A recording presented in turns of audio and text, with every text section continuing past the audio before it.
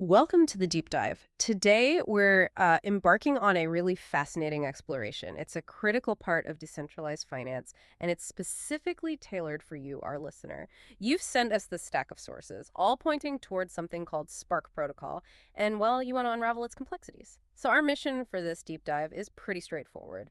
We're going to unpack Spark Protocol, look at its strengths, the potential weaknesses, the risks involved, and, of course, the significant upsides. We'll explore exactly how institutions and individuals are leveraging it. We'll dissect its relationship with Aave, the key distinctions. And crucially, we're going to get really practical. We'll cover the best ways to get your DAI from, say, Coinbase into the Spark protocol. We'll talk about the most suitable wallets, especially if you're using a ledger, and clarify how this kind of active engagement compares to maybe just buying Spark's governance token SPK. Plus, we'll dive deep into borrowing, lending on Spark, and really important strategies for protecting your assets once they're in the protocol. Yeah, and what's truly compelling here, I think, is that the DeFi landscape isn't just, you know, evolving slowly. It feels like it's undergoing a really profound transformation. We're moving beyond those simpler, maybe more passive strategies towards these highly sophisticated, actively managed approaches. And we're seeing a clear trend, right? Institutional capital flowing into the space. And they're not just looking at single protocols in isolation. They're viewing DeFi as this integrated, interconnected ecosystem. And protocols like Spark, well, they aren't just participants in this shift. They seem to be actively driving it, kind of offering a glimpse into the future of DeFi. So yeah, let's delve into what makes Spark such a pivotal player in this new era. Okay, so to really grasp Spark's impact, we need to understand its foundations. At its core, what exactly is Spark Protocol, and how does it fit into the bigger DeFi picture? Right, so at its heart, Spark Protocol. It was developed by Phoenix Labs, and it was built specifically for the maker ecosystem. It's essentially an optimized lending platform. And it draws significant inspiration. I mean, its architectural model comes directly from V3. Its core strategic focus is really on maximizing capital efficiency and fostering long-term value creation within DeFi lending. What it lets users do is both borrow and lend specific digital assets. We're talking Ether, ETH, liquid staked Ether. So still Right, the kind where you still earn staking rewards but can use it elsewhere. exactly. And DAI, of course, and even savings DAI, SDAI, that's DAI, earning yield directly in Maker DA system. And all of this happens at, well, pretty competitive rates. Spark achieves this by leveraging core blockchain features, like complete transparency and decentralized governance. That governance piece is handled through its native token, SPK. And this structure also allows for quite agile on-chain liquidity allocation across different spheres, DeFi, CeFi, even real-world assets. It's basically designed as a highly adaptive financial engine. So it's less like a general store and more like a specialized, finely tuned engine, particularly for lending efficiency. Precisely. It's really engineered for peak capital efficiency, getting the most out of every DAI deployed within its system. Okay, and that efficiency focus, that must be a major draw, especially for these larger institutional players we keep hearing about entering DeFi. How does Spark's specific design actually empower them? How does it carve out its niche? Yeah, this is where it gets really interesting, the implications of its design. Our sources, they highlight Spark's Peg Stability Module, the PSM, as kind of an institutional secret weapon. Yeah. The key insight here is that this PSM allows for, well, basically unprecedented zero slippage trading, even at massive scale. Zero slippage. That's huge for big trades, isn't it? It's enormous. To give you a real example, one analysis detailed a single wallet executing something like $1.25 billion in zero slippage trades over just 90 days. And individual transactions hitting $135 million, all with basically no price impact. The mechanism behind it is quite clever. The PSM mainly handles exchanges between DAI and other stablecoins, usually USDC, directly through MakerDAO Vault. So it bypasses typical exchange order books, effectively offering this preset stable rate for huge volumes. Okay, like a direct pipe. Exactly. And this translates into massive cost savings for these big players, over $2.5 million compared to doing those trades on regular exchanges. Spark's whole efficiency engine design is backed up by its lending patterns too. Something like 74% of its lending is long-term, loans over 30 days. That creates really stable revenue streams. And when you look at the DAI yields on Spark, they're notably higher. You mentioned 0.57% compared to Avive's 0.35%. There's a 63% difference. Significant. Very. But it's not just the percentage. Spark offers a much more stable rate environment, usually ranging from maybe 4.9% to 12%. Compare that to Aave, where rates can get pretty volatile, sometimes spiking up to 30% or more. So the key insight, I think, is for long-term investors or institutions who really prioritize predictability and stable, higher yields on DAI, Spark offers a very distinct strategic advantage. That stability and efficiency, yeah, clearly attracts the institutional whales. But what about for our individual listeners? Does Spark offer compelling advantages if you're not trading billions? Well, absolutely. While the large-scale stuff is impressive, for individuals, Spark presents really compelling passive income opportunities, precisely because of those competitive and stable rates we just talked about. I mean, the fundamental appeal for pretty much everyone in DeFi institutions and individuals alike is that search for yield, right? Especially when traditional finance rates are low. And this shows how specialized protocols like Spark aren't just isolated things. They're collectively helping DeFi mature into this institutional-grade rail, capable of supporting sophisticated trading and offering solid opportunities for individual participation at the same time. Right. Now, every deep dive, especially in Web3, needs its cautionary tales. Spark offers incredible upsides, we see that, but what are the inherent risks, the weaknesses we need to be really aware of? Yeah, interacting with Web3 generally, it just carries a unique set of risks. You have to manage them diligently, as many listeners probably know, but it always bears repeating. Common threats include things like phishing scams, fake websites or people pretending to be team members trying to get your credentials. The classic fake login page trick. Exactly. And then there are honeypot or rug pull scams. They lure you in with promises of crazy high returns, then just pull the liquidity and disappear. Malicious airdrops, too, they can contain hidden exploits.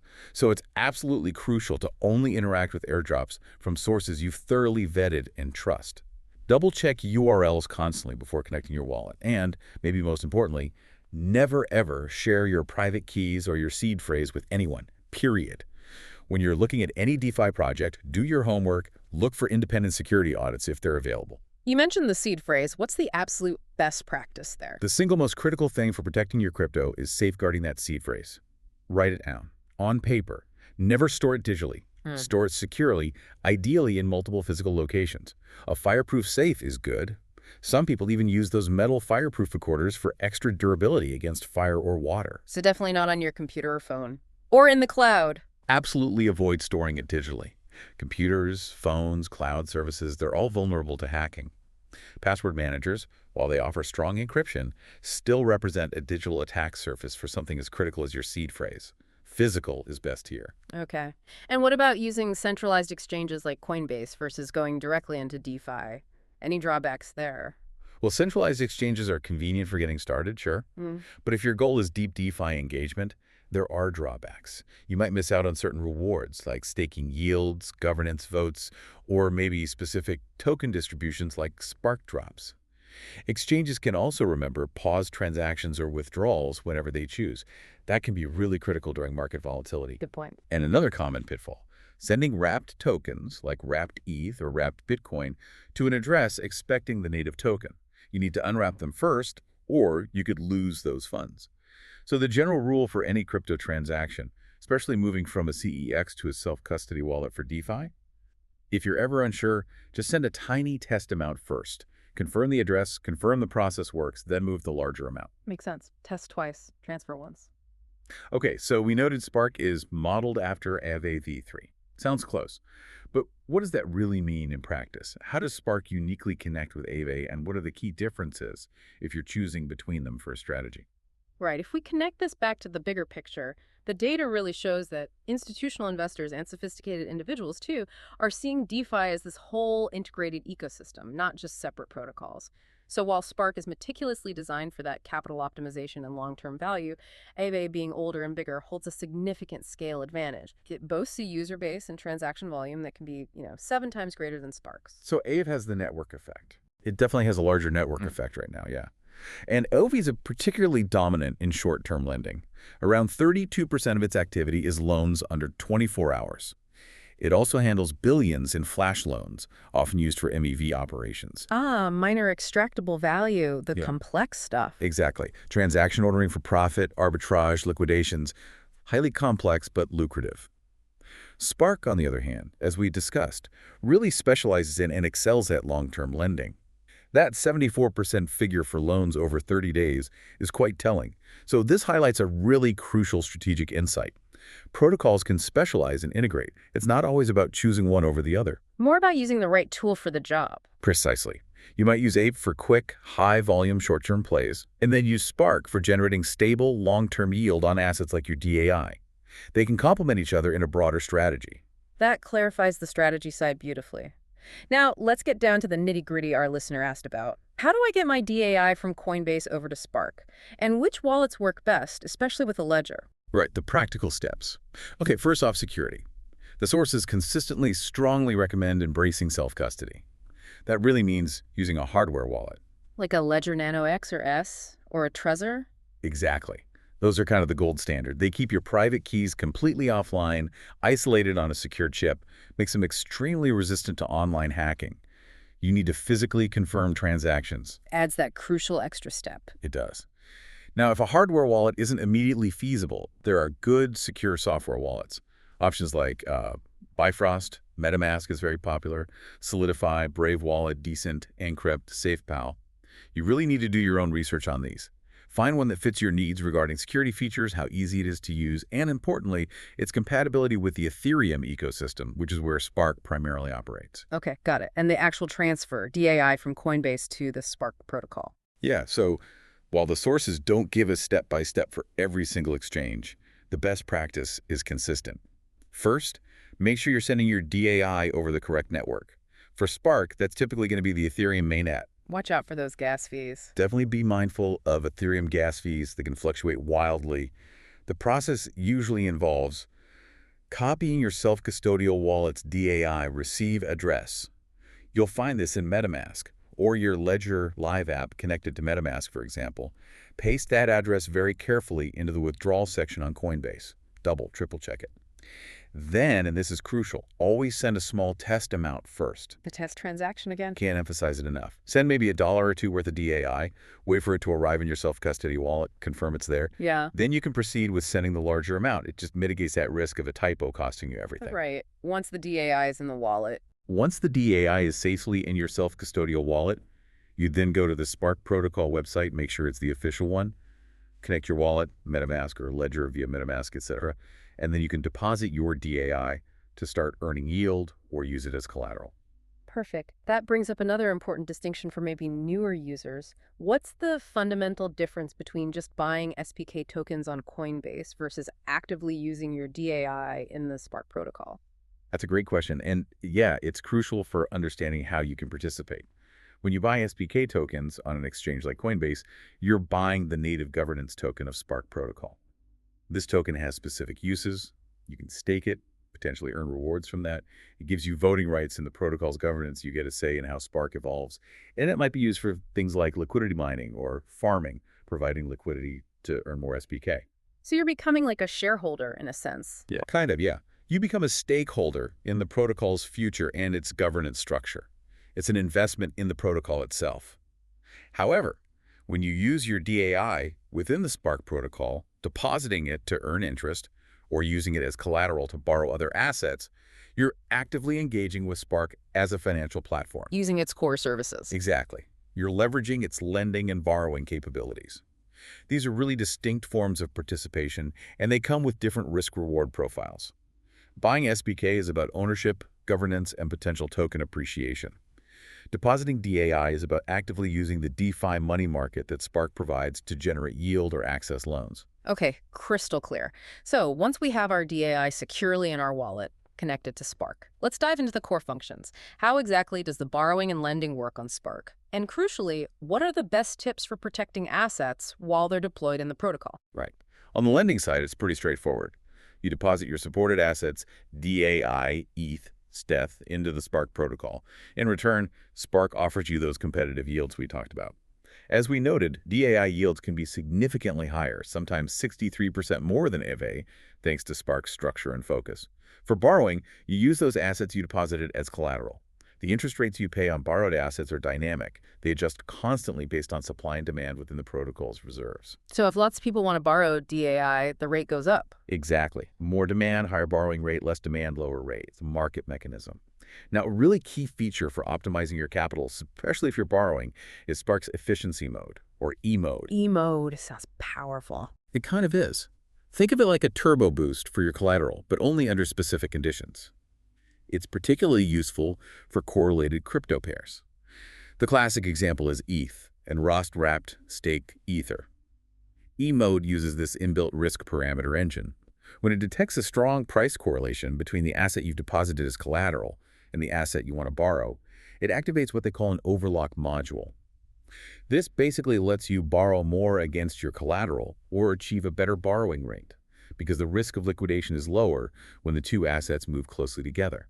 It streamlines capital efficiency, pushing your borrowing power closer to its theoretical limit under those specific correlated conditions. Interesting. So it maximizes your leverage safely when assets are correlated. That's a good way to put it. Maximizes efficiency when the risk profile allows for it. Okay, now for protecting assets while borrowing, you mentioned liquidations earlier. That sounds like the big risk. Liquidation risk is definitely a primary concern in any over-collateralized lending protocol, including Spark. Your health factor, that's the metric you need to watch constantly within the Spark interface. The safety gauge. Exactly. It measures how solvent your loan position is. Mm-hmm. The higher the number, the safer you are. If your health factor drops below a certain threshold, often it's 1 or maybe slightly above, depending on the specific assets and protocol settings, your collateral can be automatically liquidated. That means the protocol sells off enough of your collateral to repay your debt. It happens automatically, programmatically. So regularly checking your health factor is absolutely paramount. And what can you do if it gets too low? If your health factor starts dropping, especially during volatile market swings, you have a couple of options. You can add more collateral to your position to boost the health factor, or you can repay part of your loan. Doing either will increase your health factor and reduce your liquidation risk. Got it. Beyond the technical stuff, any general tips for staying safe in Spark or DeFi? Yeah, beyond the mechanics, the overarching advice is just to remain perpetually vigilant and informed. Always do thorough due diligence on any project you interact with. Look for those security audits we mentioned. Verify official announcements only through official channels, their website, official Discord announcements, official Twitter. Never trust DMs or random links. Assume every DM is a scam. The safest assumption, frankly. Enable two-factor authentication everywhere you can, exchanges, maybe even social media if linked, and just be incredibly wary of anyone offering help or claiming to be from the team in direct messages. Ultimately, in this decentralized world, you are your own bank. And that means, by necessity, you have to be your own security guard too. A powerful reminder. So, wrapping this up, what does this all mean for you, our listener, considering everything we've unpacked about Spark today? We've seen Spark Protocol isn't just another DeFi platform. It's highly specialized, incredibly efficient, particularly strong with its higher, stable DAI yields and those institutional-friendly features like the PSM and E-mode. It really feels like a significant step in DeFi's evolution, especially for more sophisticated strategies. Indeed. And while the road to, let's say, mass institutional adoption of DeFi might involve some complex blend, decentralized operations, maybe with a layer of centralized governance for regulatory reasons, the innovation and the sheer efficiency gains offered by protocols like Spark are just undeniable. And this raises, I think, a really crucial and fascinating question as we look ahead. How will this delicate dance, this balance between the core decentralized ideals and the practical realities of regulation, continue to reshape finance? What new opportunities, maybe things we haven't even conceived of yet, will emerge for both individuals and institutions as this institutional era of DeFi keeps maturing and evolving? We are truly just scratching the surface of its full transformative potential.